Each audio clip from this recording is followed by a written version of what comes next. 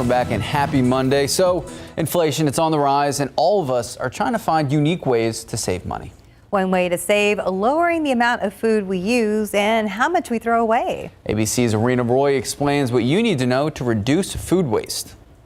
Up to 40% of the food produced in America goes to waste. The cost to the average household in wasted food is more than $1,800 a year. A lot of food is wasted because consumers don't understand the expiration date labels on food products. The Food and Drug Administration says that confusion about date labeling accounts for an estimated 20% of consumer food waste. So I like to say the best by dates are a suggestion. There are no uniform requirements for these dates, so experts say if you have something that's past its best by date, examine it for signs of spoilage like changes in color, consistency, or texture. People tend to throw things away as soon as the best by date is over, but you can really get more longevity if you just make sure before consuming that you don't see mold or it doesn't smell off. Another tip is to be creative with food in your pantry that is near its expiration date. I like to do like a simple search online. What can I do with salsa and chicken? You come up with a million options on Google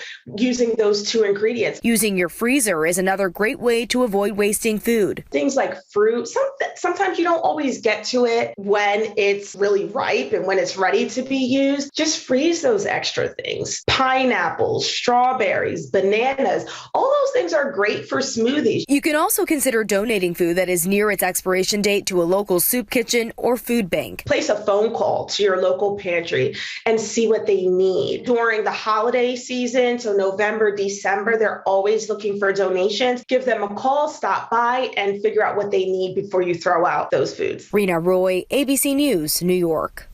So what's the policy in your household? The husband throws everything away. I mean, once he sees the date, he doesn't even give it a shot. I'm like, hey, it's still good. He's like tossing everything. And then sometimes, like, if I'm not paying attention at the grocery store, I'll buy items that are close to expiration because they put them at the front normally. That's true. And I'm not, and so I just throw it in the basket and then put it in the fridge and then it's gone. Go to the back in the milk. You got to dig through, but yes, get the ones in the back. Usually, for some reason, I do remember milk, but everything else I completely forget, Mike. That's fair. That's a good tip. advice. I like that. Yeah. Thanks. Time now, 4:42, 77 degrees out. And just to have a look at some of the stories trending right now on KSAT.com.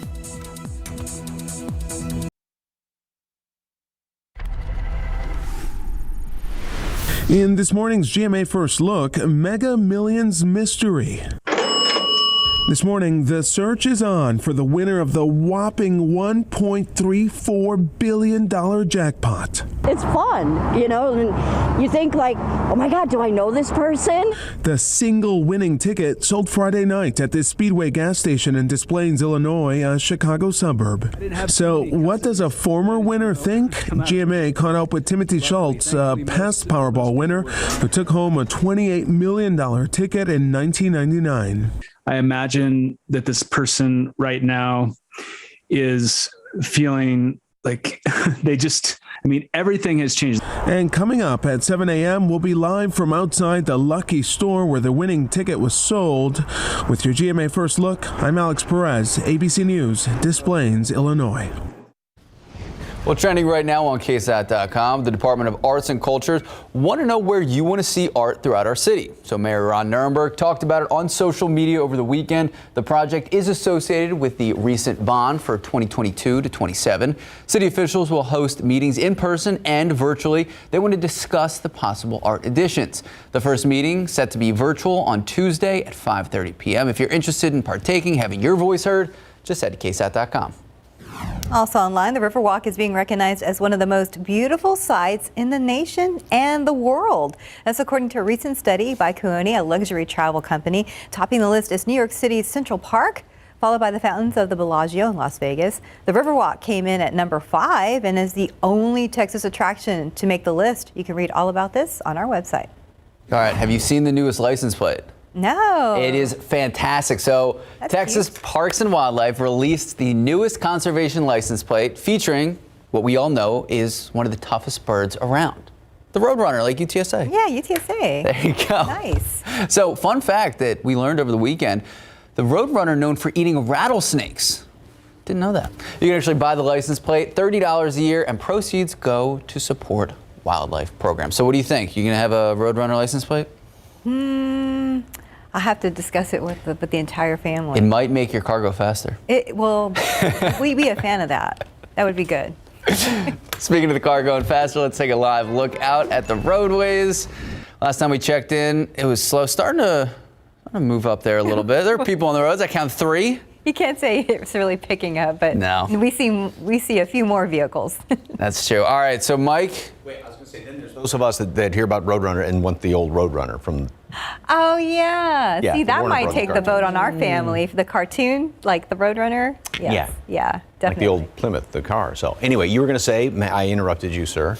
No, I was going to ask if people need the AC this early. Oh, yes. Of course, you need it all day long. However, there are little signs of relief. Now, it's not big, but we'll take anything at this point. Right now, first of all, this great picture from Mr. McClellan right there, some of those high clouds. A lot of high clouds hanging around yesterday. That helped if you were outside. Cut that, that searing sunshine and a little bit of that Saharan dust. And Saharan dust is pretty much out of the picture. Yeah, of course, we finished up the month of July, and hottest on record, all but 2 days were at 100 degrees or above. We now stand at 51 as of yesterday and going for 99 today. Yeah, I know it's only a degree, but hey, we'll take anything. A couple of showers are showing up here on radar down to the south and southeast.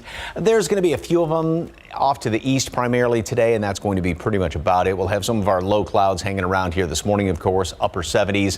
We'll make it up through the 80s by late morning hours. A little bit more sunshine thrown on in there, and then later on this afternoon, yeah, I can't remember the last time I had 99 on this graphic, which I'll take. 10% chance for a couple of showers. Computer models aren't really too bullish on this. Well off to the east, at least with this computer model, some of these showers, 1 or 2 of them may try to scooch in here a little bit further to the west, but I really wouldn't count on it. I think we have a couple of extra clouds hanging around here this morning, and that is pretty much going to be about it. Okay, here's something kind of encouraging. This is the Climate Prediction Center, and they will do 6 to 10 day computer model outlooks. And I'm going to go grab another quick clicker over here. But this is nice that at least it does have a higher than average percentage chance for some precipitation going in through the next 6 to 10 days, the 7th through the 11th. Again, this is encouraging. It's not written in stone or anything, but at least it is there. Now, as far as temperatures in that time period, there is about an even chance we would be near normal readings, not on the hot side. So staying in the mid-upper 90s, this is the hottest period of the year starting right now, and then going through, at least for high temperatures, being at 97 degrees on average, going through the 16th of August. So that is encouraging for the 7th through the 11th. Do y'all want to see then the 8th through the... Yes. Oh, I jumped past it. Precipitation outlook goes down somewhat, but at least it's not on the dry side, so it's about average as far as the chances for normal precipitation. But then going in through the 9th through the 15th, it looks like a better chance to see above normal temperatures once again. So at least there are some slight variations here and slight bit of optimism, if you will, as far as the longer range forecast. 90 at noon today, partly cloudy skies, and again, going for 99 for a high temperature today. 1 or 2 of those showers to the east, and again, this is very cloud dependent. You get clouds that just split up over the airport. Going to be hotter, obviously, but keep those clouds around. Now, this is not going to last forever. It's going to be very hot going into Wednesday and Thursday, and we'll pick up the tally of triple-digit temperatures again starting tomorrow. So then another little break by Friday, Saturday. So by the end of this forecast, 55 days at triple digits by Sunday. We could be at 56 if we break the triple digits today. Yeah. Just saying. Hey, work with me here, okay? We're enjoying this little break. Yeah, the 1 degree making all the difference. My theme for the day. That's fair. Good omen to start the month of August. Yeah. So. Thank you, Mike. I appreciate it. 4:52, 78 degrees out. And here's a sneak peek of what's coming up. Mixing military and the arts. Yes, I know what you're thinking, but it's an actual thing, and it's here in San Antonio. We're going to tell you about it coming up. And let's take a look at your winning lotto numbers. Pick 3, 265, Fireball 6, Daily 4, 3804, Fireball 1. Your cash 5, 4, 6, 10, 14, 18. Lotto Texas 10, 11, 28, 44, 47, 52. Here we go. Powerball. Did you end up playing the Mega Millions this past weekend? No. You didn't even play. No. Mike said you got 2 numbers? You got? You got $2. Hey. All right, there we go. Local winner. As I'll my give mom you says, better than a poke in the eye with a sharp stick. So. That is true. Okay, I was gonna say I'll give you and your family space to figure out what you're gonna do with all the money. Yep. Powerball numbers 4, 17, 57, 58, 68. Powerball 12. Ooh, big number 3. Good luck. We'll be right back.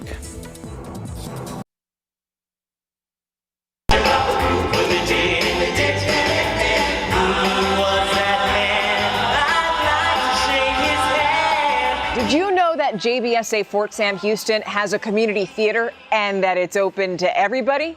Yeah. Well, the Harlequin Theater was established in 1975, and it's the second oldest theater in the city.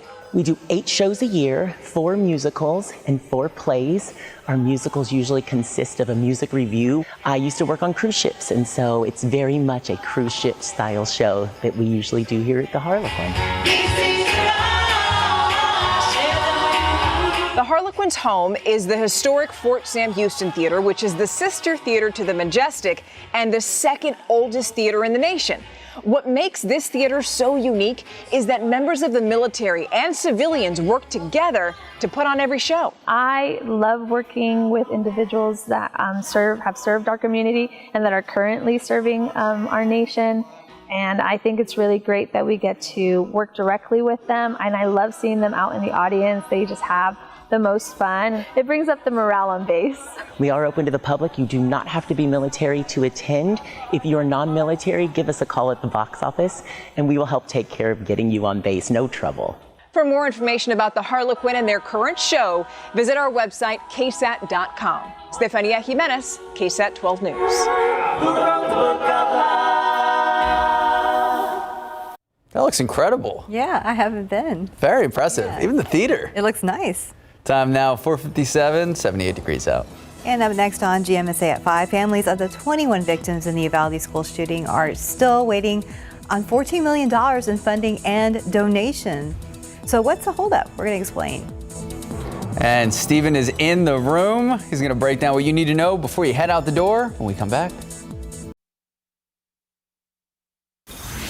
Good morning. It is Monday, August 1st. And we're going to get to weather and traffic in just a moment. But first, the latest on the catastrophic flooding in Kentucky. More than 24 people dead. We're going to check in with Mike Valerio, who is live in Kentucky. Well, good morning from the North Fork of the Kentucky River, where the floodwater here is slowly receding. But earlier, at the height of the flooding, the river crested at an astounding 43.5 feet. This is dangers in the week ahead continue. With the level of water, we're going to be finding bodies for weeks. A grim outlook from Kentucky's governor. Many of them swept hundreds of yards, maybe quarter-mile plus from where they were lost. Nature's wrath claiming dozens of lives. Among the dead, 4 young children who were siblings. The governor visibly shaken, delivering the dreadful details. And it says minors, they're children. The oldest one is in 2nd grade. I just passed and got out of the location that they're home and that they were swept away in. Now, fresh storms are threatening to strike already hard-hit areas, possibly unleashing new destruction. I think the full impact hasn't hit yet. You know, we just, they're still looking for people.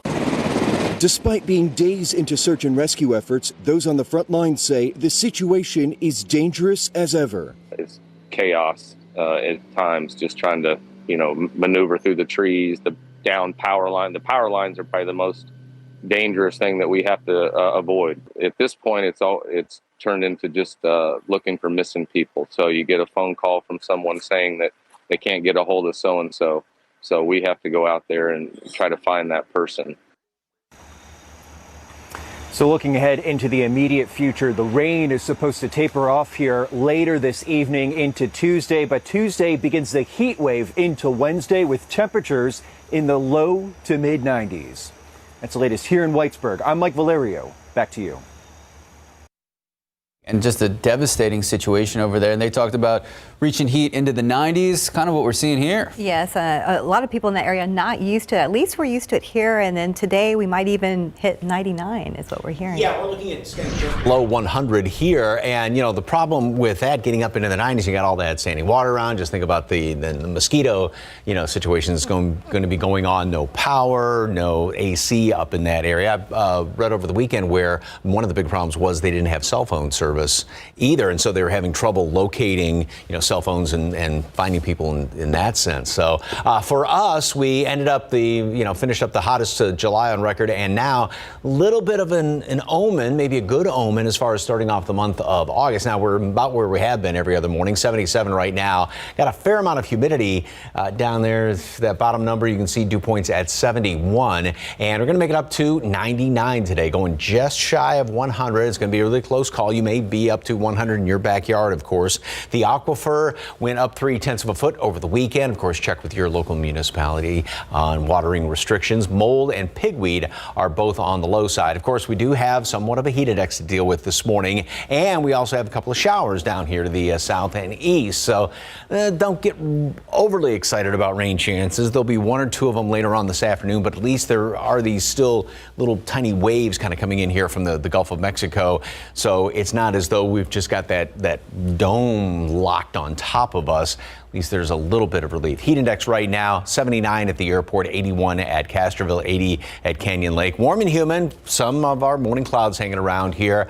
Couple of showers off to the east, and yes, 99, a high temperature. Don't get used to that because it is going to get hotter. Back up into the low hundreds as we approach especially Wednesday and Thursday. Then we'll be down a little bit with temperatures. Then we're going to be back up again. So no, we are not done with the hundreds, but we'll take minor victories. That's all we can hope for right now. Details on the forecast coming up in just a couple of minutes. Traffic Authority, he is back. Good morning, Mr. Cavazos. Hey, good to be back with you, Mike. Was hoping for a little bit of a drum roll, but that's okay. We can wait till the end of the show. All right, let's get a look around town because I had a treat coming into work for the first time in about a week. So there was really not a lot of traffic out there, as you can see from TransGuide. 410 at Callahan, 410 at Old Pearsall. It is a good day to be out on the roadways right now. So any errands you have to do, whatever that may be, even if it's a cup of coffee, you're in luck right now. No delays just yet. 281 at San Pedro, just a few folks out there this morning. And that's what we're seeing on the map right now. Just really a lot of quiet roadways, lots of green on the screen. Does look like we do have a stall that may have popped up near 1604 and I-10 near the northwest side. We'll find out how that's going to impact your drive time, but as a friendly reminder, make sure you check your vehicles before you get out on the roadways. And if your travels are going to take you right here into the Alamo City, let's check out those travel times for you because the journey from Bernie, 24 minutes right now on I-10 eastbound, 27 on 281 southbound, so don't hurry if you're coming in from Bulverde, and 281 or 35, pardon me, coming in southbound lanes from New Braunfels, not too awful with 25 minutes there. So we are in luck. Things are looking pretty good right now as we get one last look at TransGuide. A few folks more out there getting their morning started early with us. We're going to have an update on a few construction spots. That's going to be coming up a little bit later on. Don't forget, you're going to need those phones. Max, Steph? Thank you, Stephen. San Antonio police are asking for your help trying to find the suspects wanted in two separate robbery cases that happened earlier this month. Our Sarah Costa joins us live in the studio with what police know about the people they're looking for. Good morning, Sarah. Good morning, Steph. One of the robberies happened at a Dollar General on the city's west side, and the second one involved a carjacking in downtown. But let's head over to the west side. Just take a look at your screen.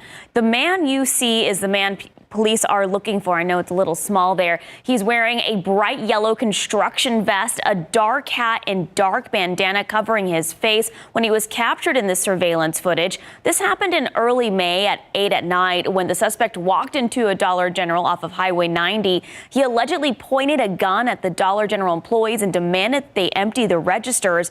Then the suspect ran off with the cash. Police don't have any more information on the suspect. Now let's head over to this scene. Just take a look at your screen and see if you recognize these two men. They are wanted by police for carjacking someone downtown 2 weeks ago. This happened in the 100 block of East Sheridan Street near downtown. Back on July 20th, these two men allegedly threatened a victim at knife point and then stole his work truck.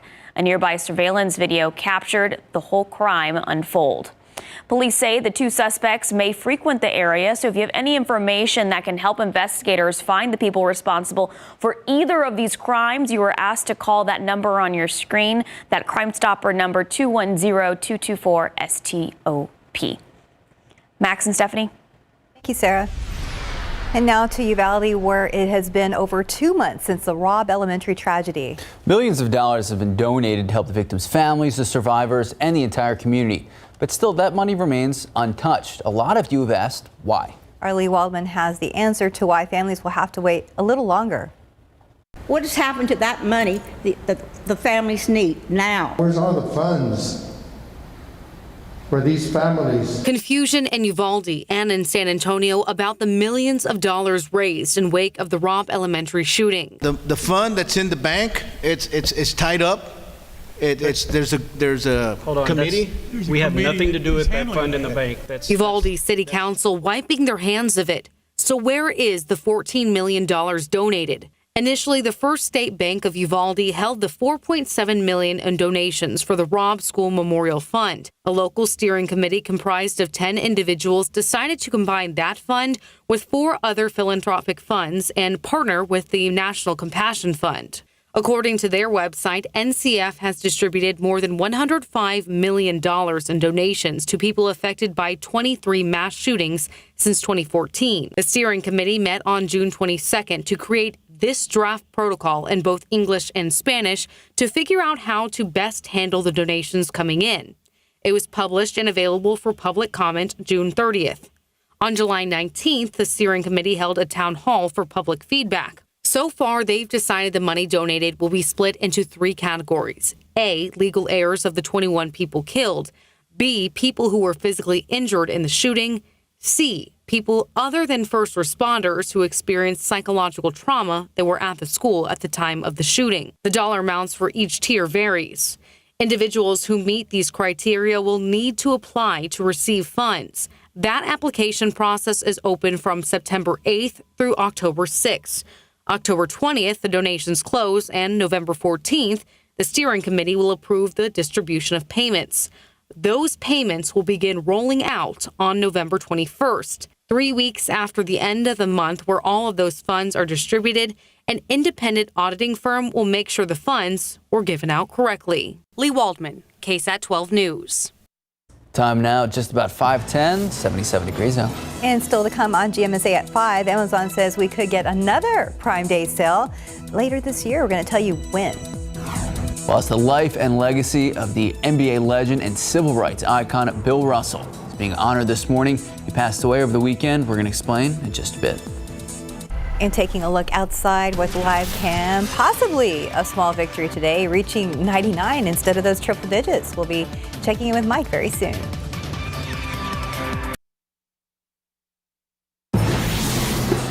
Good morning and welcome back. So this morning, a hero being remembered across the country, really across the world. He's being remembered on and off the basketball court. Bill Russell redefined how basketball was played. Then he changed the way sports are viewed in a racially divided country. The legendary Hall of Famer passed away on Sunday at 88 years old.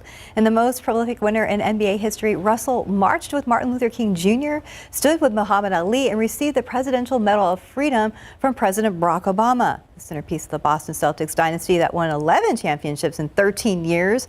Russell earned his last 2 NBA titles as a player coach, the first black coach in any major U.S. sport. Basketball is what I did, it's not what I am. Whatever I do, I like to think that I bring an intelligent approach to it. I work hard at it, and I have a feeling of integrity about my profession. Russell's family said in a statement on social media he died with his wife Janine at his side. No cause of death immediately available. Russell, who was living in the Seattle area, was not well enough to present the NBA Finals MVP trophy in June due to a long-standing illness. And he really did so much on and off the basketball court, really a staple for anyone who watches any sport. And an inspiration to a lot of basketball players that are still on the court today. That's true. Time now just about 5:15, 77 degrees out. And coming up next, Uber drivers will be able to see how much they'll be paid before accepting or rejecting a ride. That's after the break in your Tech Bites. All right, the reason why your dishes aren't as clean as you like isn't your dishwasher. It's the detergent. I recommend Cascade Platinum, and in your routine, let's watch it work. Cascade Platinum uses Dawn as a built-in pre-rinse system. It rehydrates dried-on food, lifts it off, and breaks it down for sparkling clean dishes the first time. Okay, who wants to start? Just scrape, load, and we're done. Cascade Platinum. Scrape, load, done.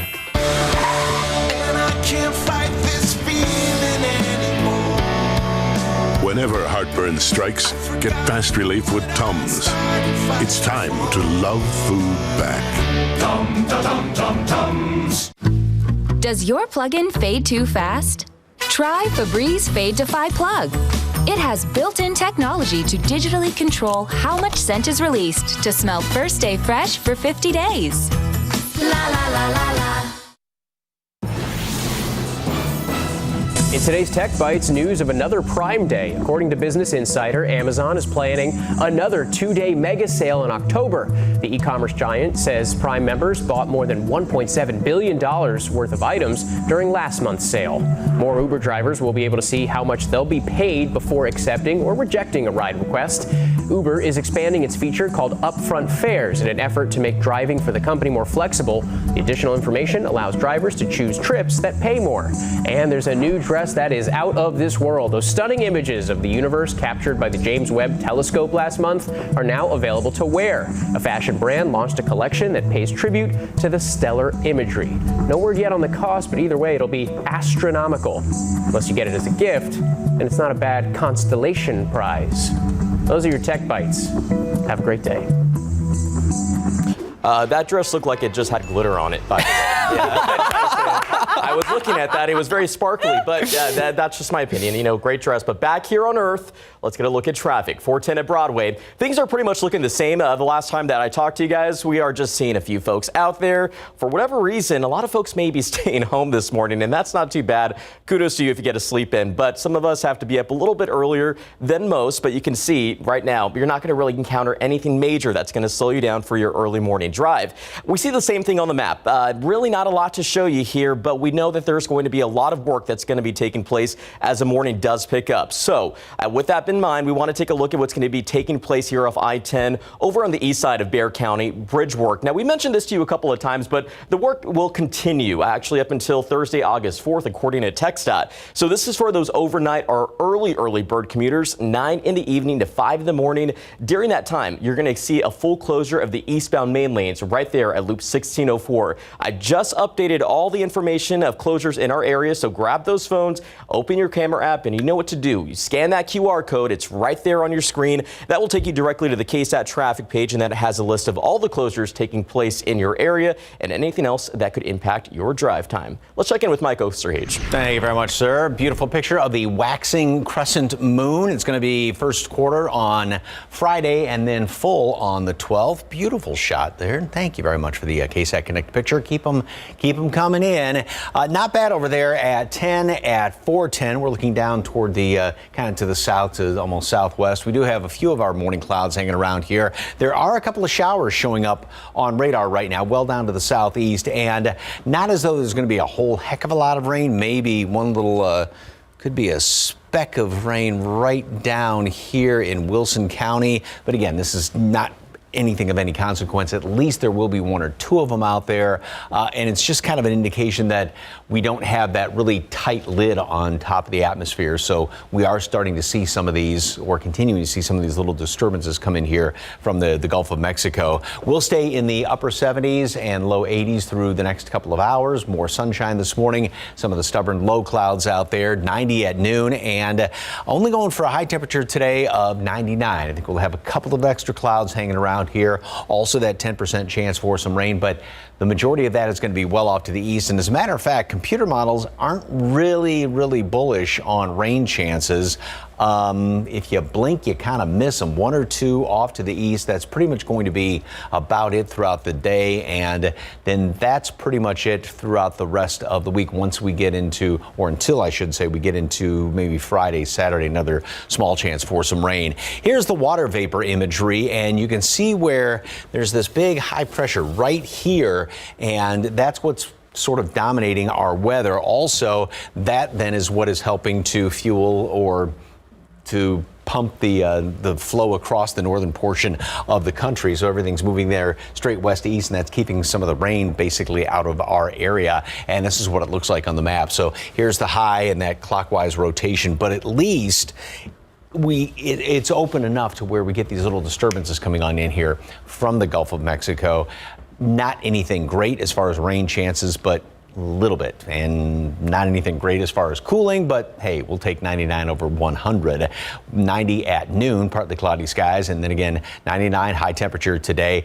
Couple of showers off to the east. That's pretty much going to be about it. We finished up yesterday in the month of July at 100, 101 to be specific, and we're going to get a little bit of a break today, but we'll be back to counting tomorrow, Wednesday, Thursday. As a matter of fact, it heats up midweek. Slight break Friday, Saturday, back up to the triple digits then by the end of the weekend. So right now, in case you're keeping count, the tally is at 51. Okay. So Mike, we're going to break this in August? Let's hope the trend continues to, sort of break down just a bit. Okay. That wasn't an answer. I know. Time now, 5:23, 77 degrees out. And coming up in your morning spotlight, an inside look at one of the most scrutinized public figures of modern times in a new documentary. That's still ahead in just moments.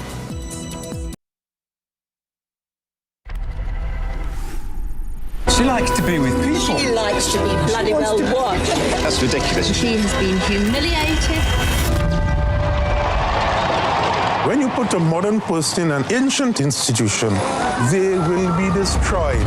The new documentary, The Princess, traces the life of Princess Diana from her seemingly fairy tale courtship to her death 25 years ago this month. The film looks at Diana's life in the non-stop media spotlight and how the constant scrutiny and judgment reflected the public's fears and desires. The Prince. I hadn't even heard of the last one. I know, it looks interesting. Yeah, Garrett Berger, the reporter here. Oh, and our executive producer, Joy, says it's amazing. Good. It looks good. It looks super interesting. Garrett told me about it a couple months back, and I was like, I still got to watch it. All right, we got to watch that one. All right, time now just about 5:28, 77 degrees out. And up next at 5:30, concerns over the economy continue as inflation remains at historic highs. What Congress says they're doing to avoid a deep recession.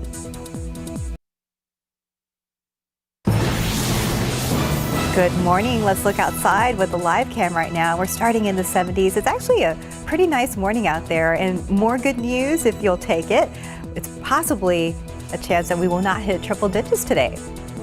Really putting Mike on the spot this morning. Good morning. Welcome back. It is 5:30 this morning. It is Monday. It is August 1st. We came off the record May, the record June, the record July. Now, Mike's been teasing us. Yeah, Mike's been teasing us this morning. We could start in the double digits, which is a beautiful change. Yeah, that'll be nice for, starting off August, starting off the right way. It would be a very good omen if we stayed only at 99 degrees, which is the forecast high temperature today. And we are starting off with some clouds. It's about the same as where we've been the past past few years. It seems like this in the morning. We're at 77 right now, a couple of notches above normal. 71 for the dew point temperature, which means there's a fair amount of humidity out there. We've got a couple of showers that are showing up. Notice how they sort of move in, fizzle on out. This is not going to amount to anything. It's not going to have any impact on us. But what this does indicate is that at least there is the kind of the opening from the Gulf of Mexico. So these little disturbances are sliding on in here. There is a chance for some rain today, albeit mainly confined off to the coastal plain. But at least we're not just, under that pressure dome. It's like a pressure cooker around here almost. So little weaknesses in the atmosphere.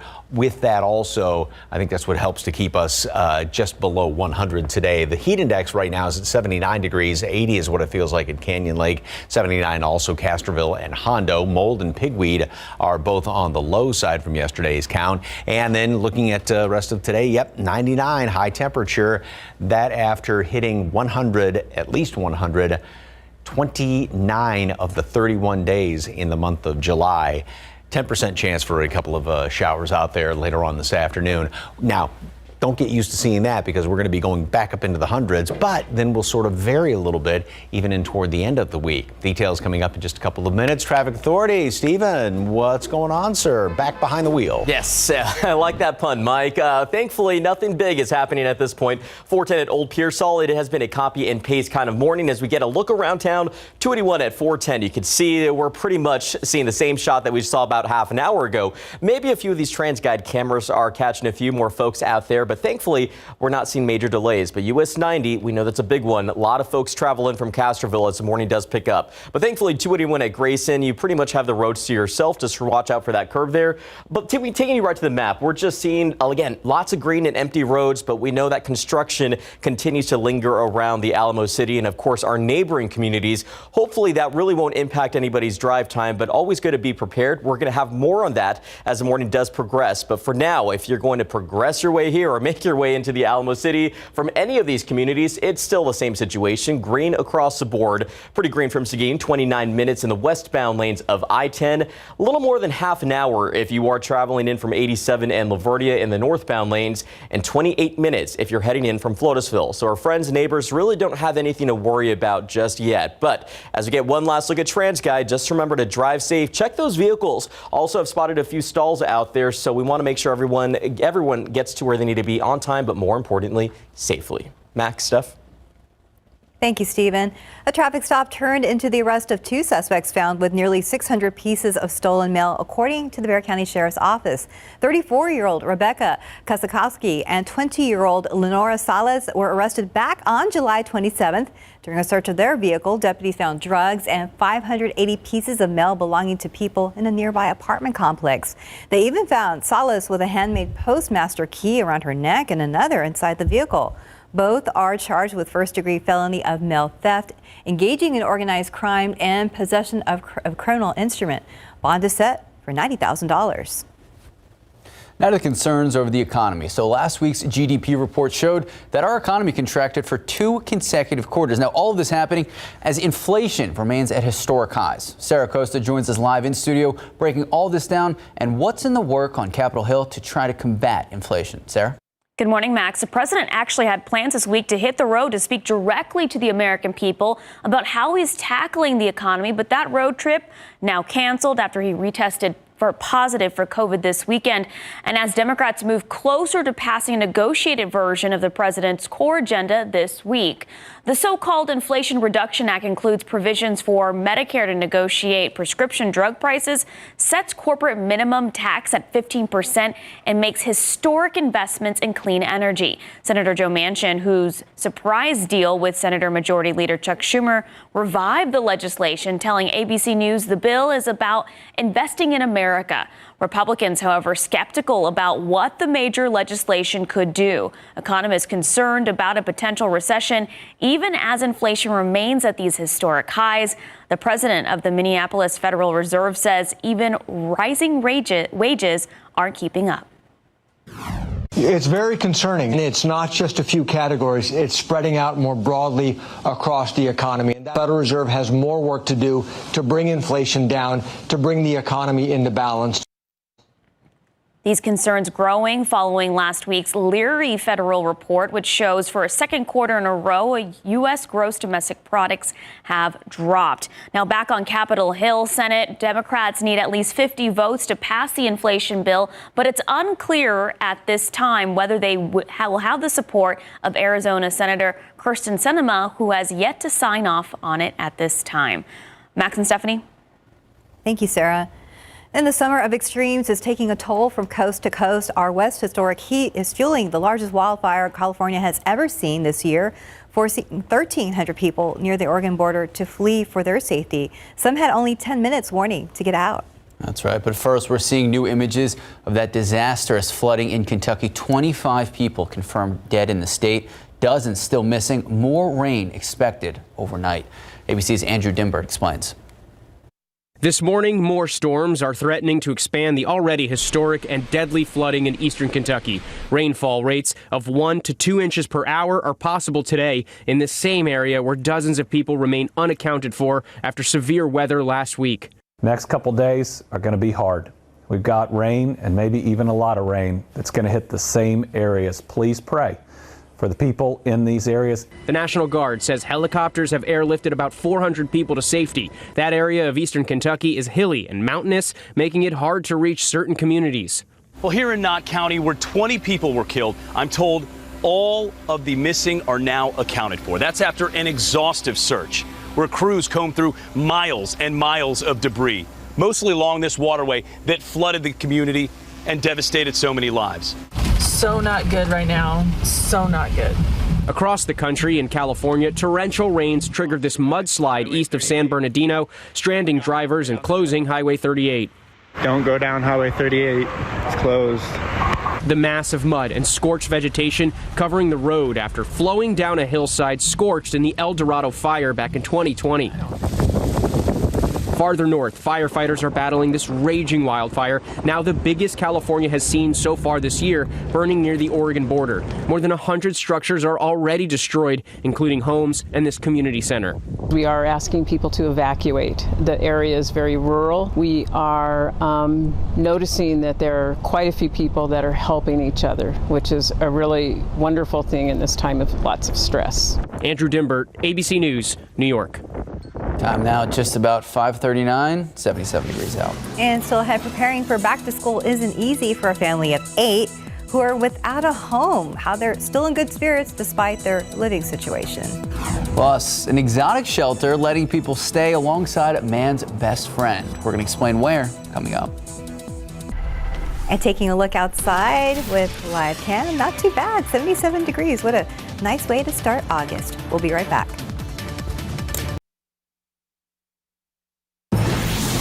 Well, welcome back. So we told you about those devastating floods in eastern Kentucky. Well, it's actually causing some overcrowding at the local Kentucky animal shelters. About 50 rescue puppies had to be brought to New York City. All of the dogs will be placed in foster homes until they are adopted by their forever families. And homeless people at this shelter in Brazil don't have to leave their dogs out in the cold. At one facility, officials have created a special shelter where man's best friend is welcome inside as well. The dogs receive a veterinary checkup while their humans receive an amenity kit, and everyone gets fed.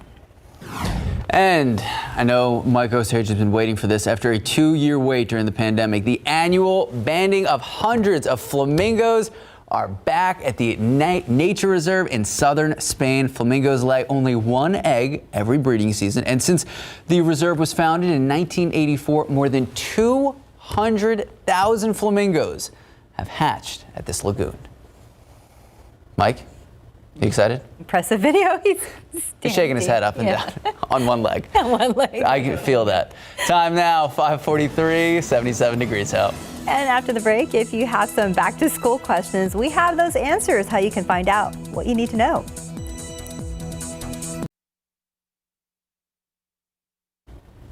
And welcome back. It's 5:45. This morning, we want to introduce you to a family of 10 whose pride is as big as their hearts. That's right. So right now, they're without a home. They're staying at Haven for Hope while they meet their goals to get back into a house. 7 of the 8 kids, they're gearing up for back to school. They opened up to our Courtney Frieden about what that looks like, and now that they're in the shelter. This is what a big family sounds like. Ernest Martinez and Roxanne Guzman are middle school sweethearts. 8th grade, we were 14 when we met. And they've taught that loyalty of love to their 8 children. We like to joke on each other, like make each other laugh. We're always laughing. Even when times are hard. We had our home for 3 years, and we had to relocate because of mold and because the landlord failed the inspection for Saha. We were kind of taken by surprise, and it was unexpected. They were paying rent, doing everything right, but didn't have enough time to find a new home big enough for their family. So they landed at Haven for Hope about 2 months ago. As soon as you walk through the doors, you have caseworkers coming up to you and asking you what is it that you need. So you're not by yourself. It's been a little weird. At first, the oldest, Maya, was scared about not fitting in, but that worked itself out fast. Their Haven friends are already like family. We have our own little group chat where we text each other. Like, they go to dinner, we ask them, hey, what's for dinner? Yeah. They save us a spot in line. Now she and her siblings want to keep fitting in at school despite their living situation. We have terrific partnerships with all of the ISDs around San Antonio. So if they want to go to their same schools where they were attending before the summer break, then we can arrange transportation to get them there. The buses will come through these gates, bringing the kids to and from schools near and far. We've had a family go all the way to Schertz before. Haven for Hope Communications Director Terry Bailing says school supplies are taken care of too. Every student staying at Haven for Hope will receive a pair of shoes, a backpack, and all the supplies that they need. And that is through a wonderful partnership with New Star Energy. What are you most excited to get? Now 9-year-old James, Maya, and their 11-year-old brother Eli know exactly how school will be this year. Good. Mom and Dad are ready for their assignments too, meeting with a caseworker daily to find a new house with the SAHA vouchers they've already secured. And then after that, she's going to help us with employment and then everything else. Our goal, personally, to do that within a month or so. A goal they have no doubt they'll accomplish. They have 8 adorable reasons to stay motivated. Courtney Friedman, KSAT 12 News. So right now on KSAT.com, we know the school year just around the corner. So what questions do you have about sending the kids back to class? We will get them answered. We're going to look at everything from school safety to staffing, COVID, curriculum, transportation, everything school related. Again, head to KSAT.com. You can submit your questions right now. And looking ahead, it's time to start prepping for the big shopping season. Shoppers can save money on clothing and school supplies during the first weekend of August, which marks the state's sales tax holiday. So from this Friday to next Sunday, shoppers can save about $8 for every $100 spent. Now, clothes, shoes, backpacks, and school supplies under $100 will not be taxed, but there are exceptions like jewelry, handbags, umbrellas, and wallets. All right, so in just a few weeks, we're going to see a lot more school buses on the road. But until then, enjoy the open road, Stephen. Yeah, a little quiet. Yeah, definitely enjoy them. And don't forget about those school zones as well. Just make sure that you follow the rules of the road. We want to make sure those kiddos get to class on time and safely. All right, let's get a look at the roadways right now. As Max was saying, it's a perfect time to head out. Enjoy the roads while you can. Thankfully, as we inch closer to morning rush, we haven't spotted major issues just yet. But it does look like it's getting a little bit busier off of TransGuide. Check out 35 at New Braunfels. Just getting a little bit more folks out there as the day is getting going. All right, as we take you to the map, same situation, just a lot of quiet roadways, lots of green on the screen, but we know that there are active construction zones to continue to watch out for. Here's another one that's going to be a big one as the morning does get closer to 7 a.m. State Highway 181 over here in Bexar County. We're going to see some seal coat work, so that makes the roads look nice and pretty, but this will start today and should be wrapping on August 5th. That's on a Friday. We'll see crews out there from 7 in the morning to 8 in the evening, but we all know those crews will get out there probably about an hour or so before. So we got to make sure we watch out for them. That's when we can expect a single southbound lane closure from I-37 to Corpus Christi Road. So of course, make sure you plan your commute. That information is on our website, ksat.com/traffic. But back here on TransGuide, looks like things are getting busy as the morning is picking up, guys. Just thinking about that tax-free weekend. Wow, that really, with the whole inflation, recession, and all that, gas prices, boy, that $8 on 100, that adds up. Yes. Especially like this family that Courtney did a feature on. That's very tough. Because you were saying a couple of weeks ago just how expensive it is. It is, and I only have one, so I can imagine. Perspective. Yeah. A lot. Yeah. Hey, here's a good promo toward SA Live. Did an interview last week. It's going to air today with a woman who's got this website and all these great deals that you can find on stuff. Yes. Amazing stuff. So we're going to tell you all about that. All right. Clouds, we had a few of them out there yesterday. Some looked like they wanted to drop some rain. Most everybody didn't see anything. But even though we got up to 101 yesterday, it just seemed like some of those high clouds really helped to take that little bit of a sting away from that brutal sunshine out there. We've got some clouds hanging around here this morning. A couple of showers, which there's a few of them well off to the east. A lot of those are starting to fizzle out. The only reason why I show this is the fact that, yes, we do at least have some of those little waves coming in here from the Gulf of Mexico. So hopefully a few showers primarily off to the east later on today. Don't get really excited about rain chances. Yes, we did hit 101 yesterday, so we finished off July all but 2 days we're at 100 degrees or higher than that. The warmest July on record right now, or on record since records started being kept back in the 1800s. 99 for a high temperature today, so at least we're going to be down a degree or two, just a handful of triple digits around the metropolitan area later on this afternoon. We are in the mid-upper 70s right now. We'll make it up through the 80s this morning. Some of these low, stubborn morning clouds, then some more sunshine thrown on in, sort of a mixture of sunshine and clouds later on today, which will help to keep us right at 99, and that 10% chance again for one or two of those showers off to the east. Dew points, yes, they will be dropping down, so the humidity drops down in the afternoon. Enough, though, to make that 99 feel like about 102, and 107 Victoria, 105 Cotulla. So, yes, we'll have those couple of spots with those higher heat index readings later on today. And again, computer models aren't really too excited about rain chances, one or two over there, maybe a couple of popping up here and there. So, again, this is not any big rain event by any stretch, but at least there's going to be perhaps one or two of them out there. Satellite picture, not only those couple of showers down there along the coast and maybe a slight darker shade of gray showing some of the low clouds hanging around here. And once again, there's all that rain on top of more rain in Kentucky, and it looks like another line is trying to form up here coming in there and may actually move through where they're having those deadly floods in Kentucky well off to the east. We could use some of that, but nothing's really coming on in here. 90 at noon, partly cloudy skies, high temperature today up to 99. We are now into, starting yesterday, the period of time through the 16th of 97 being the average high temperature, the normal high, and for then a few days also the average low temperature catches up. So we're in historically the hottest time of the year. It will get hotter in the next couple of days. 102 Wednesday, Thursday, a little bit of a break, and then back to the 100. So at least it's not triple digits all the way across the board on this graphic. Yeah. We'll take that. Another, couple of showers here and there. Right now the count is at 51 as far as triple digit days this summer. Still in third place. Yeah, I see a bunch of 99s. We can handle this. I really appreciate your line in the sand of the 99 and 100 and how it makes that substantial of a difference. It does. All right. It does. My co-host Harriet, thank you so much. Time now, almost 5:55, 77 degrees out. And a quick look at the roads with TransGuide looking out there at Loop 1604. Things are looking good this morning so far. We'll be checking in with Steven a little later.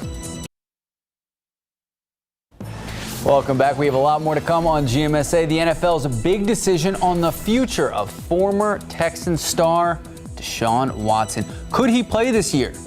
We're going to explain next. Plus, veterans exposed to toxic burn pits while serving our country, could they finally get the medical need they deserve? A vote in Congress delaying the process. We're going to explain in just a few moments. Live from KSAT 12. Good Morning San Antonio starts right now. Good morning and welcome back. It is Monday. It is August 1st. We're going to get to weather and traffic in just a moment, but first, the latest on the catastrophic flooding in Kentucky. So right now, we know the governor confirming 25 people dead. Officials still warning the death toll is going to get even higher. Rescue crews working around the clock trying to reach those flooded areas that have left places devastated. CNN's Mike Valerio joins us live from Eastern Kentucky.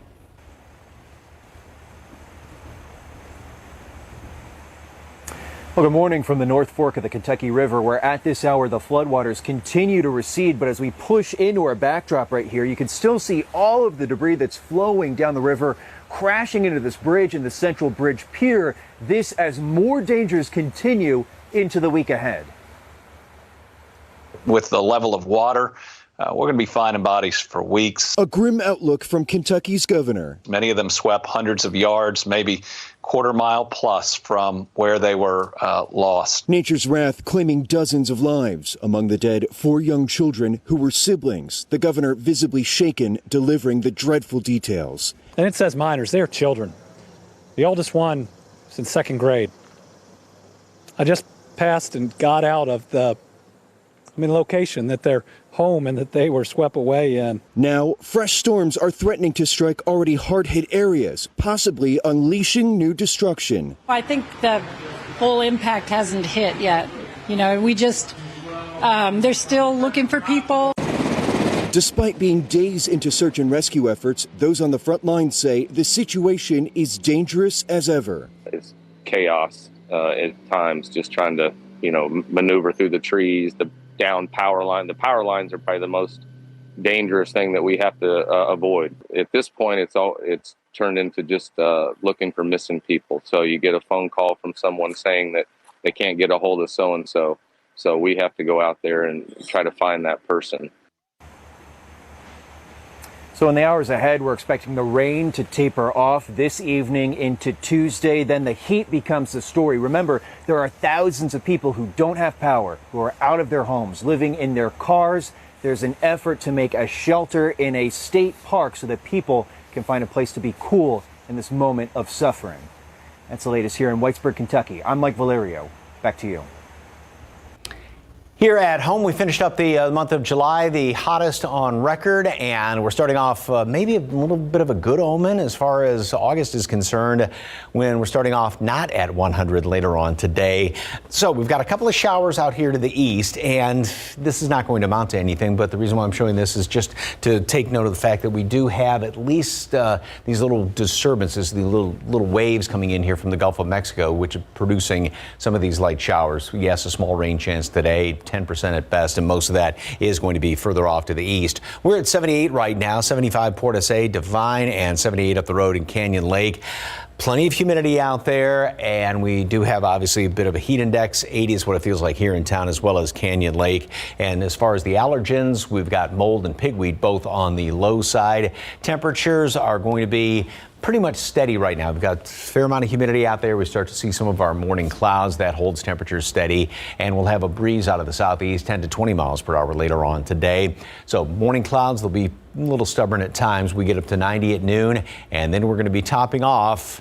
That's only 1 degree, but going for 99, not 100 today. Like I said, maybe this is a good omen. Don't get used to that, however, because it is going to be heating up as we go in toward the middle part of the week. Details in just a couple of minutes. Traffic Authority, Stephen Cavazos is back at the steering wheel today. Good morning, sir. What's up? Hey, thanks so much, Mike. Right now, thankfully, drivers don't have a lot to be worried about as they get the new work week started.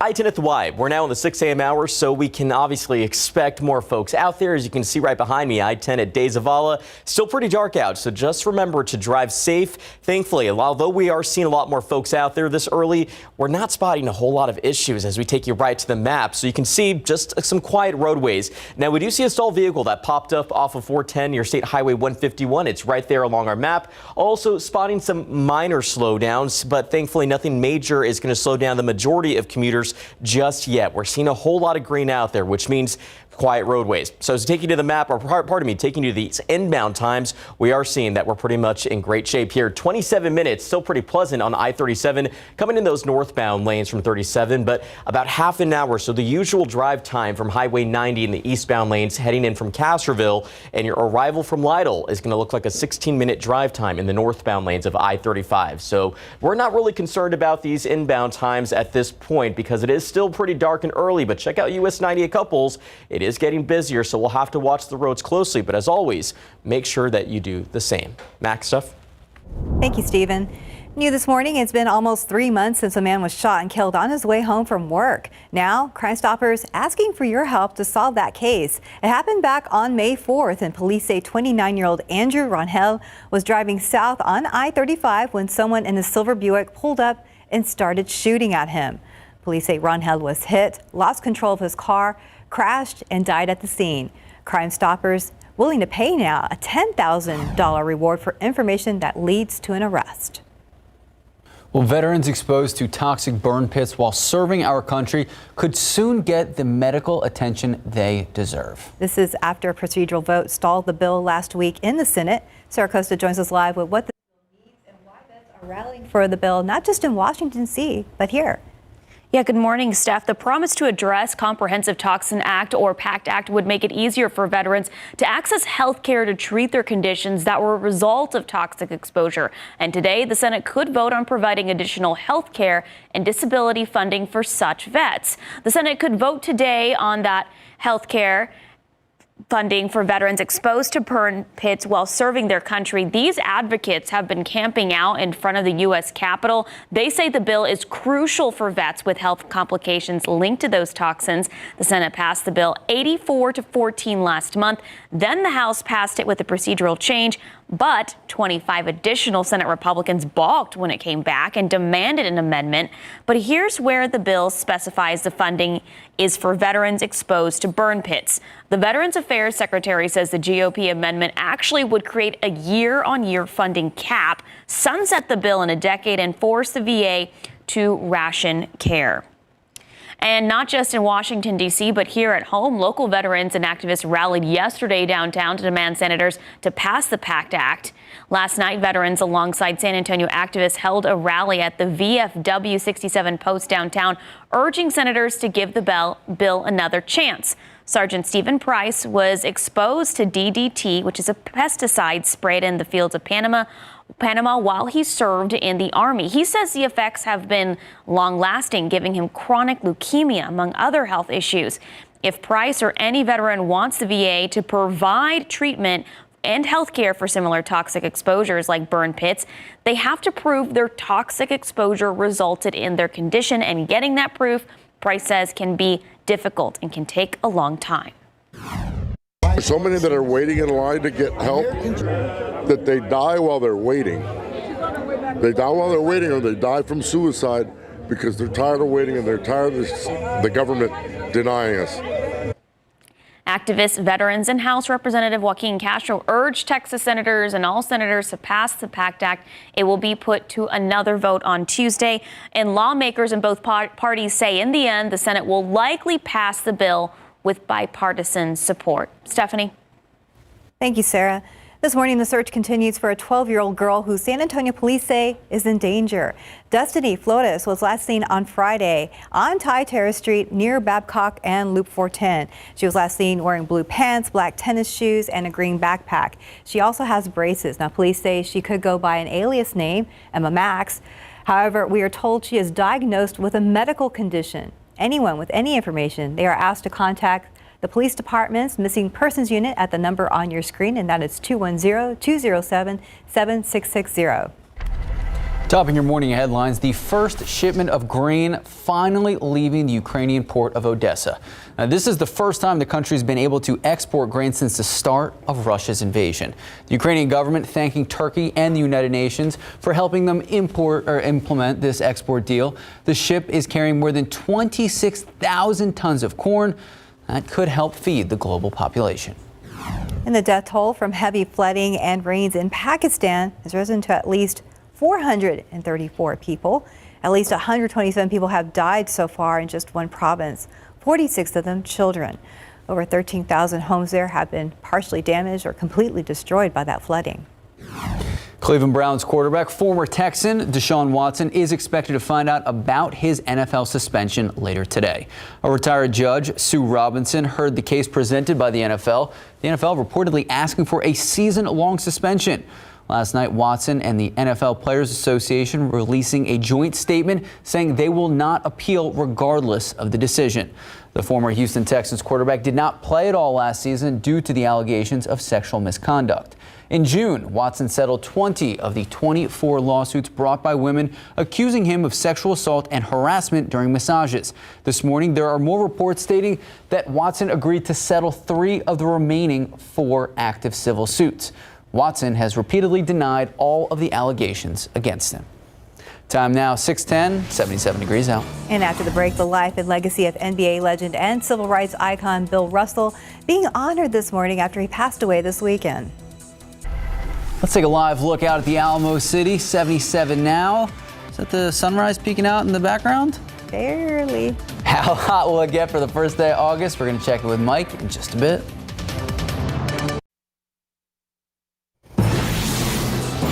And welcome back at 6:14 this morning. A hero is being remembered on and off the basketball court. Bill Russell redefining how basketball is played, changing the way sports viewed in a racially divided country. The legendary Hall of Famer passing away yesterday at 88 years old. Here's ABC's Andrew Dimbert. This morning, tributes pouring in for NBA legend Bill Russell, who passed away peacefully at age 88. Former President Obama saying, "We lost a giant." NBA Commissioner Adam Silver calling Russell the greatest champion in all of team sports. So what a play by Bill Russell! Russell led a Boston Celtics dynasty en route to a record 11 titles. Compare that to another Boston hero, Tom Brady, who's only won 7 titles. While Russell was a champion on the court, it's what he championed off it that transformed the game. Marching for civil rights with Martin Luther King Jr., refusing to play a scheduled game when a restaurant refused to serve black players on the Celtics, and standing up for Muhammad Ali when Ali protested the Vietnam War and refused to enter the draft or fight. This photo encapsulating the two trailblazing activist athletes. I think I had a lot to do with the respect that athletes are treated with, black and white. In 1966, Russell became the first black coach of a major league team in any sport. Later in life, William F. Russell. He would receive the Presidential Medal of Freedom as someone who stood up for the rights and dignity of all men. Basketball is what I did, it's not what I am. Whatever I do, I like to think that I bring an intelligent approach to it. I work hard at it, and I have a feeling of integrity about my profession. At 6 feet 10 inches, Russell was a force who stood tall, but it was his larger-than-life achievements and dedication to social causes that made him a winner in basketball and in life. In 2013, the city of Boston dedicated a statue to him, one he humbly did not want. He only warmed to the idea after officials promised to incorporate his work with a youth mentoring program. At the unveiling of the statue, Russell spoke about teamwork, saying he was proud that he never led the Celtics in scoring, saying, "I played a team game, and the only important statistic was who won the game. I would always thank my teammates for letting me help them be champions." Andrew Dimbert, ABC News, New York. And also this morning, Nichols, who broke barriers for black women in Hollywood when she played communications officer Lieutenant Uhura on the original Star Trek TV series, has died at the age of 89. Nichols helped break ground by sharing one of the first interracial kisses on American primetime TV with co-star William Shatner. As fourth in command on the Star Trek Enterprise, she was also the rare example of a black woman in a position of authority on television. Dr. Martin Luther King once said Star Trek was the only TV show that he and his wife would allow his children to watch at night, and that's because of Nichols and the show's multicultural, multiracial cast. In an interview, Nichols explained how she once wanted to leave the role for a role on Broadway, but MLK talked her into staying. He said, "For the first time on television, we will be seen as we should be seen every day, as intelligent, quality, beautiful people who can sing, dance, but who can go into space." In later years, Nichols worked with NASA to help recruit women and minorities to the space shuttle program. Her family says she died of natural causes. All right, 6:18, 77 degrees out. Not too much going on the roadways yet. Well, I saw flashing lights at I-35 in Rittiman, so I'm not sure what that is. Yeah, unfortunately, as we were in the middle of a few of these stories, there was a crash that was reported there off 35 at Rittiman. Thankfully, you're seeing this it's very dark outside, but what we see is those flashing lights could be along the access road. That's why traffic along the highway looks like it's moving pretty steadily at this point, but we're not really detecting major slowdowns. But of course, still very dark. You always have to watch out for those first responders who are out there working to make the roads a safer place and, of course, clear this mess up. But let's just go ahead and take you to the map, show you where it's at. 35 northbound at Rittiman Road. As I mentioned, this is along the access road, which is why we are not seeing a slowdown in the northbound lanes, at least just yet. So we're going to have to watch it closely. But as always, make sure you do the same. Giving you a wide look at the map, 618, not a whole lot else to talk about. I am noticing a little bit of a slowdown there along 1604 and 90 in the far west side of Bexar County. We'll find out exactly what's causing that. We know that there is some bridge work that's been taking place there for quite a while, but I'm not sure if that's what's causing that slowdown. Again, eastbound lanes of 90, you can see a slowdown that is building along the far west side of Bexar County. But other construction that's going to be taking place, concrete placement. Now this will take place here off Loop 1604 on the northwest side. Keep in mind, this is going to start around 9 in the morning, should wrap at 3 in the afternoon. That will start today and wrap on Friday, August 5th, according to TxDOT. Here's what's impacted. The westbound to eastbound turnaround, that's when we'll see a short-term full closure at Loop 1604 and Northwest Military. Of course, that information on our website. You can scan the QR code really quickly. If we can pull that up on your screen, that'll take you directly to the traffic page, and that has all the list of the closures taking place in your area, guys. Thank you, Stephen. All right, Mike, break it down. You said almost triple digits. Have you veered into the triples yet? Nope, not for today. So I think it's kind of a good omen that, we're in the hottest time of the year historically. Normal high temperature starting yesterday was up to 97. That's going to be the case through August 16th, but I'm going for 99 for a high temperature today. 78 right now out there at the airport, and we've got a dew point of 72, which means there's plenty of humidity out there. Wind out of the southeast, about south-southeast, about 7 miles per hour. Bit of a breeze throughout the rest of the afternoon. And great looking picture. I love this. The Saharan dust. Yeah, we had some over the weekend, of course, and that added to that beautiful sunrise over Kerrville. Great picture. Thank you very much for the KSAT Connect picture. All right, here's some of the morning clouds that we've got hanging around here. The sun is thinking about coming up. It's going to be about another half an hour or so, half an hour, 35 minutes until it peaks over the horizon. Yep, we are at day number 51. We hit 101 yesterday, so we are still in third place as far as the most, and got a couple more days where we are going to be hitting triple digits this week, but the forecast does not have triple digits all the way through the next 7 days. Obviously today staying at 59, so we'll stay just shy of second place. And when you think about August, because all of these, the majority of these back in 2009 and 2011, those triple digit days were achieved in August. However, there's something kind of encouraging. I'll show you this in just a second. As far as long range computer models, we've had a couple of showers here along the coast, and there may be one or two of them out there later on today, but kind of doubtful, although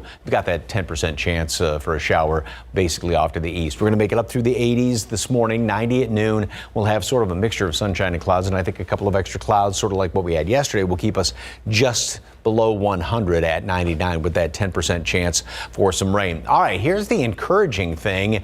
Jumping ahead to the 6 to 10 day outlook, the 7th through the 11th, and this is from the Climate Prediction Center, and this is not the rain chances, but the odds of either above or below normal, what would be a normal chance at rain. So it does have a slightly above normal chance at some rain going into the next 6 to 10 days, or 6 to 10 day outlook. And then as far as temperatures, about normal. So nothing on the extreme side as far as temperatures in that same period. But then jump ahead to the 8 to 14 day outlook.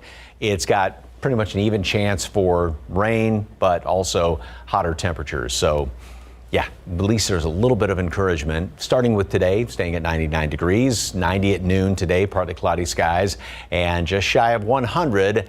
That's okay in most books. A couple of showers off to the east later on today. It's going to be back to the triple digits, though, tomorrow, and really hot by Wednesday and Thursday, back up to 102 both of those days, and then down ever so slightly on Friday, Saturday, back up to 100 again on Sunday. So with this forecast, we'll be up to 55 days. I always want to say degrees, just stuck in my mind. I wish. 55 That would be days nice. at triple digits by Sunday. So. All right. So hopefully, to your logic, an omen for a not record-breaking August. Yeah. Okay. Okay, we'll take it. Thanks, Mike. Cautious out. Big cold snap this August. Yeah, fingers crossed on that. Time now, 6:23, 77 degrees out. And still ahead, the Riverwalk is being recognized as one of the most beautiful sights in the nation and the world. Where the recognition is coming from, up next.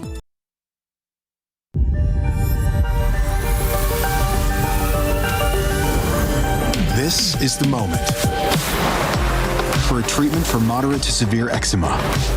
Sabinco, FDA approved. 100% steroid free, not an injection. Sabinco is a once-daily pill for adults who didn't respond to previous treatments. And Sabinco helps provide clearer skin and less itch. Sabinco can lower your ability to fight infections, including TB. Before and during treatment, your doctor should check for infections and do blood tests. Tell your doctor if you've had hepatitis B or C, have flu-like symptoms, or are prone to infections. Do not take with medicines that prevent blood clots, serious, sometimes fatal infections, lymphoma, lung, skin, and other cancers. Serious heart-related events and blood clots can happen. People 50 and older with heart disease risk factors have an increased risk of serious heart-related events or death with JAK inhibitors. This is the moment, but we've only just begun. Speak with your doctor about Sabinco today, an innovation from Pfizer. And right now on KSAT.com, the Riverwalk is being recognized as one of the most beautiful sights in the nation and the world. As according to a recent study by Kuoni, a luxury travel company, and topping the list is New York City's Central Park, followed by the Fountains of the Bellagio in Las Vegas. The Riverwalk came in at number 5 and is the only Texas attraction to make that list. You can read all about this on our website at KSAT.com. Time now, 6:27, 77 degrees out. And coming up next at 6:30, families of the 21 victims in the Uvalde school shooting are still waiting on $14 million in funding and donations. So what's a holdup? We will explain.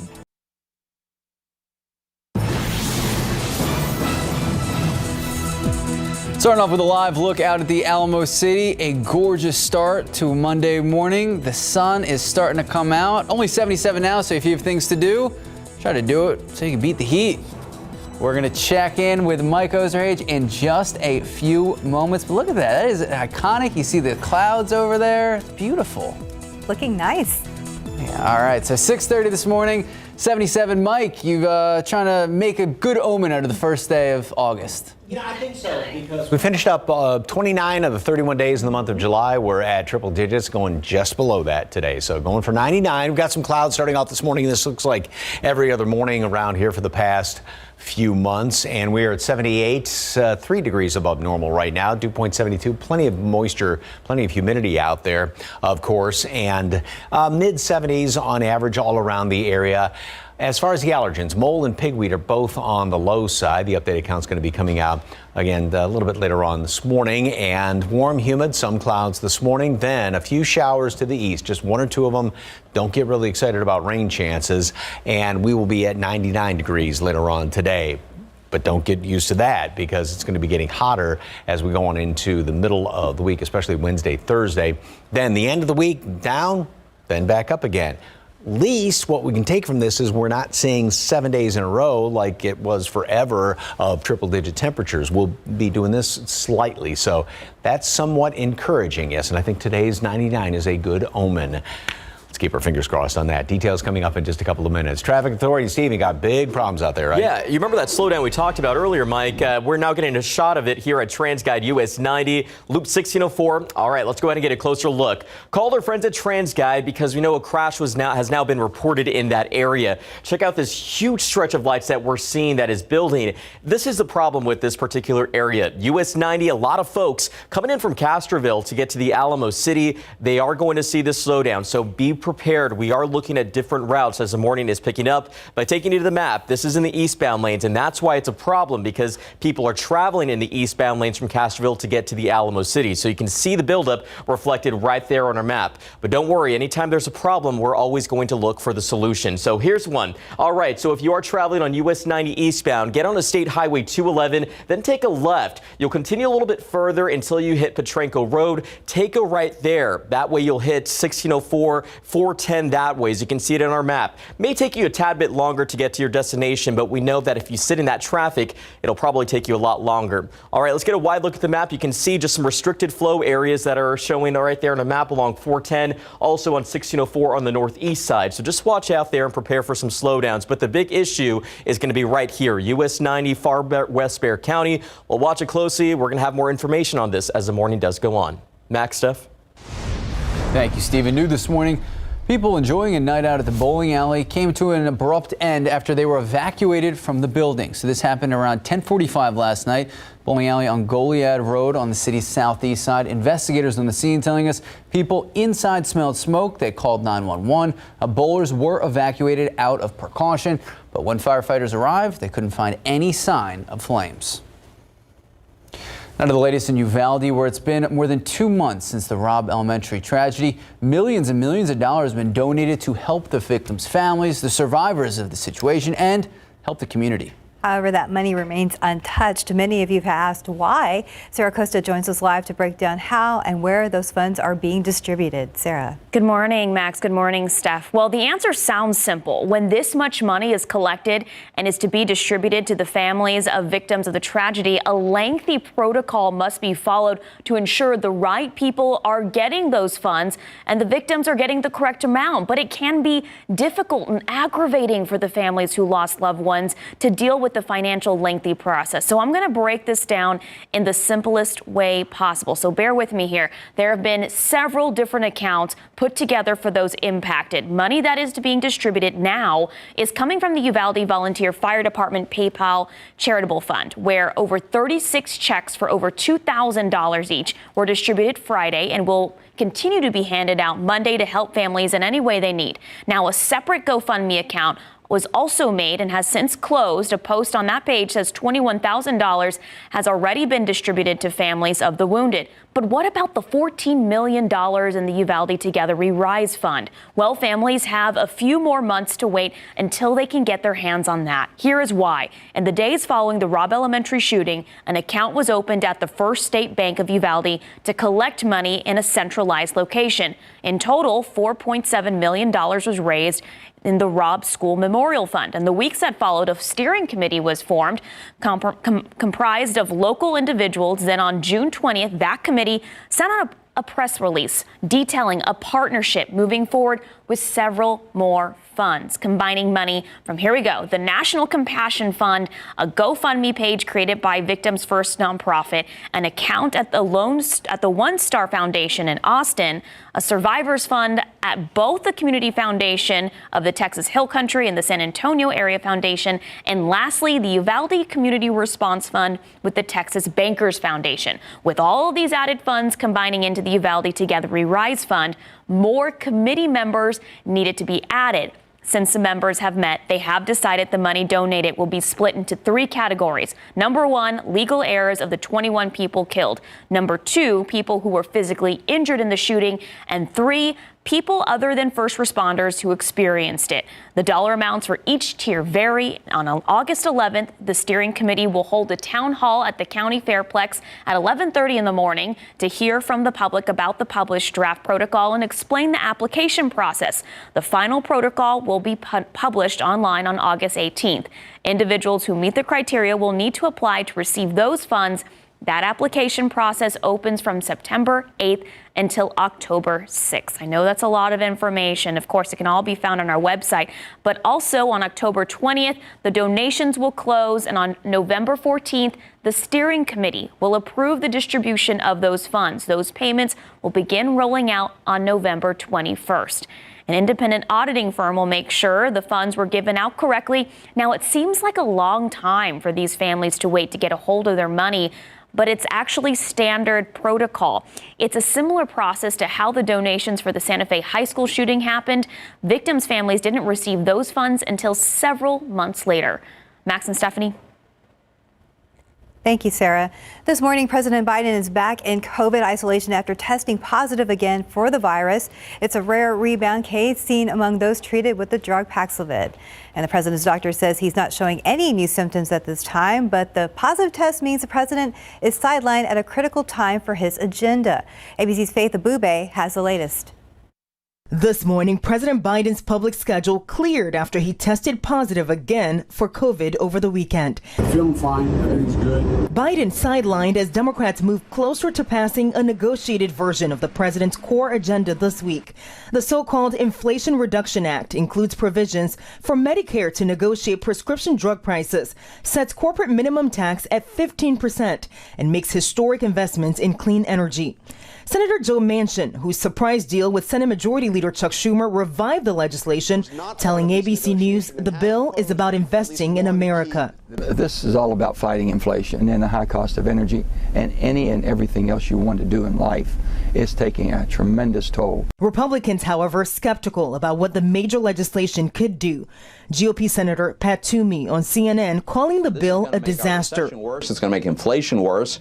It's not going to do any good. Concerns about the economy growing following last week's grim federal report, which shows for a second quarter in a row, U.S. gross domestic product dropped.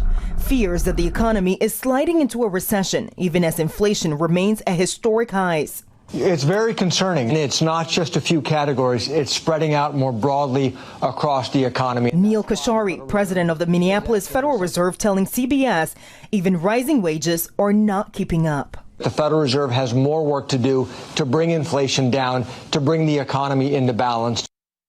And back on Capitol Hill, Senate Democrats need at least 50 votes to pass the inflation bill, but it's unclear whether they have the support of Arizona Democrat Kirsten Sinema, who hasn't yet signed off on it. In Washington, Faith Abube, ABC News.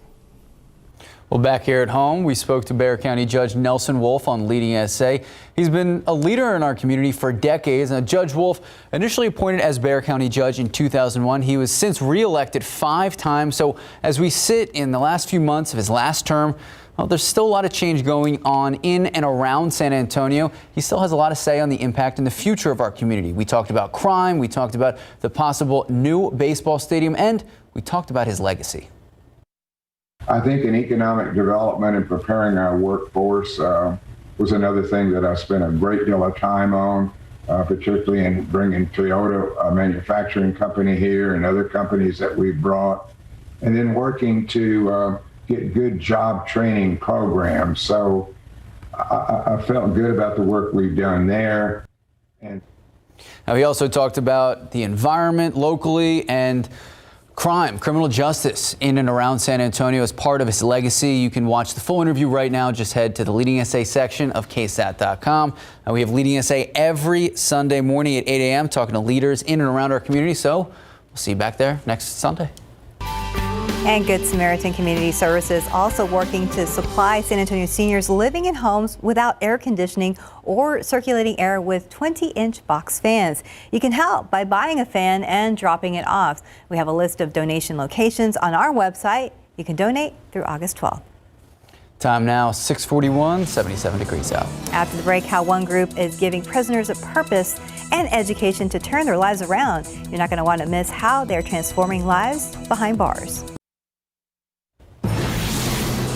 Well, there are more than 2 million men and women convicted of crimes and serving time behind bars here in the United States. 75% of the state's prison population never finished high school. However, study after study is proving the more education inmates receive, the better chances they will succeed when they get out. Sarah Costa explains. I grew up in a real dysfunctional family. There was a lot of drug abuse, a lot of abuse. At the age of 21, I was shot by a police officer. I had a 7th grade education when I went to prison. With time on his hands, Johnny Ward got his GED. 18 months later, he had an associate degree in drafting and engineering, followed by a bachelor's in behavioral science and then a master's in literature. I thought, man, I can do this time 2 ways. I can use it to strengthen myself and educate myself and become out a better man, or I can just squander it.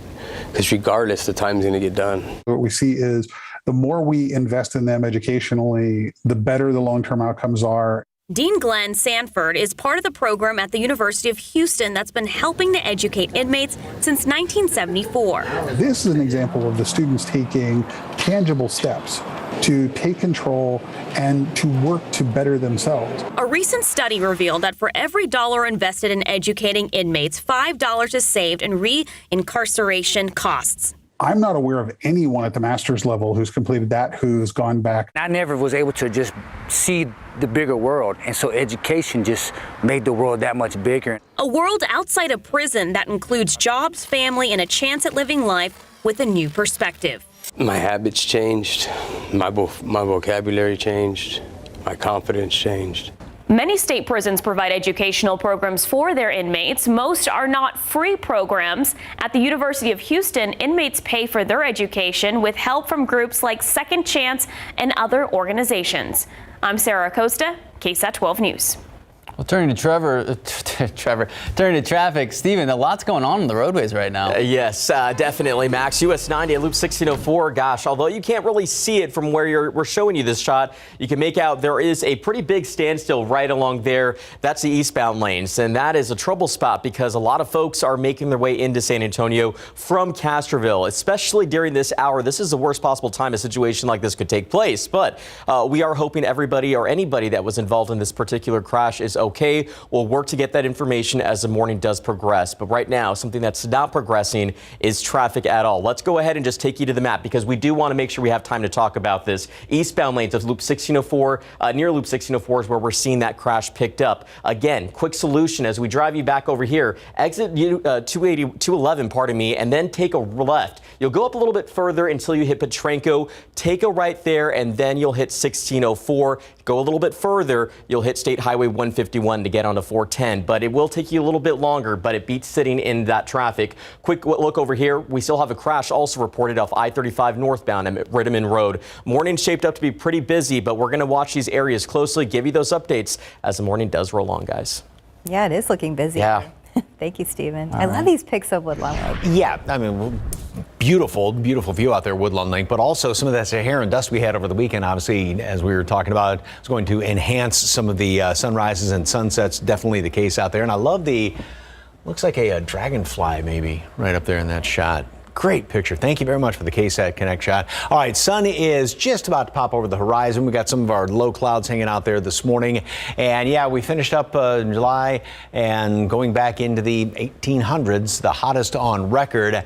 Average temperature was 90 degrees, and that's just over a degree more than 2009.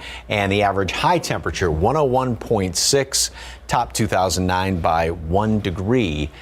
Hopefully it's a good omen that we're starting off at 99 for the month of August. We'll be up to 80 at 8 o'clock and then work our way through the 80s. Some of the low clouds will stay kind of stubborn this morning, of course, like they usually do. 90 at noon and then 99 for a high temperature. A couple of extra clouds out there. Now, we did have some yesterday. It really kind of took the edge off that sunshine. Despite that, though, we did hit 101. So obviously it's going to be a very, very close call, very cloud dependent as far as the temperature today. Here's the computer model, and this one's not very bullish at all about a stray shower. A lot more clouds off to the east, maybe a shower later on this afternoon. Same thing, well, by the end of the week, we'll have that chance for some rain. Midweek, though, nothing is going on, and that's going to be heating up. So despite the fact we're going for 99 today, tomorrow and especially Wednesday, Thursday, it's going to be really, really hot up here, back into the low hundreds. A couple of showers then are going to be possible by Friday and maybe then going into Saturday. And again, these long-range models tend to kind of paint things in with a bit of a broad brush, so it doesn't mean it's going to be raining everywhere, but at least there is that chance. Also, once again, this is no change from almost all of the month of July. Nothing out there as far as the Hurricane Center is concerned. Nothing that's raising any eyebrows as of right now. So forecast 90 at noon, partly cloudy skies. High temperature is going to make it up to 99 today. 1 or 2 showers are possible, primarily off to the east. So like I keep saying, a good omen that we start off at 99, but won't last more than a day. 101 tomorrow, 102 Wednesday and Thursday, and then a couple more clouds, another small chance for a couple of showers Friday, Saturday, so 99's there, and then back to the 100. So, okay, bad news is we do have a lot of hundreds on this graphic. Good news is only 4 of the 7 days. So, nice little trend there. I'm trying to... Glass half full. Trying to, yes, make as much lemonade out of no lemons as possible, so, yeah. Thank you, Mike. I think we're better off just counting the double-digit days at this point. Okay. We'll start that count right away. Thanks, Mike. 6:51, 77 degrees out. And are you reading to your children? Tomorrow on GMSA, why reading is one of the most important things you could do for your child. One quick live look out at the Alamo City. All right, sun is out, heat is starting to rise. We're going to check in with Mike and Steven one last time in just a bit. Well, good morning and welcome back. There is a lot going on this morning, just looking at the rundown. That's right. Let's go ahead and check back with Stephen Cavazos. Yeah, just waiting for the system to reboot here, but we do have a pretty big crash there, right there. US 90 at 1604. Getting a closer look, you can see that we are seeing traffic that is moving right now, but very slowly, and that's due to a crash that was reported in the area not too long ago. Unfortunately, no details at this point, but we do hope everybody is okay. Taking you to the map, the eastbound lanes are what's impacted right now, and that's a problem area because folks are making their way into the Alamo City from Castroville. You'll see that slow down. But thankfully, better news over here. Looks like a crash off the access road has cleared in the northbound lanes of 35, not far from Rittman Road, Mike. Thank you, sir. Lots of sunshine out there, so grab your sunglasses if you're headed, especially eastbound this morning, and got some morning clouds hanging around as well. 78 degrees, been pretty steady the past couple of hours, about 3 above normal. 77 Stinson, Helotes at 75. Same thing with Port SA, as well as out by Randolph. 90 at noon and 99 high temperature. I think it's a good omen that we're not going to be starting off the month at 100. But then we'll do it on the 2nd and the 3rd and the 4th. However, then a couple of days with 1 or 2 showers off to the east today, and same thing Friday, Saturday. So at least we're not going completely across the board with triple-digit temperatures. Yes, that is a positive sign, but it is going to be hot the next couple of days. I love seeing those 99s. I know. Yeah. 1 degree, but you know, it psychologically makes a whole lot of difference. Yeah, we're on the right path there. Let's hope. Thank you, Mike. Thank you, Stephen. Thank you for watching. We'll see you back here 9 a.m. Have a good morning.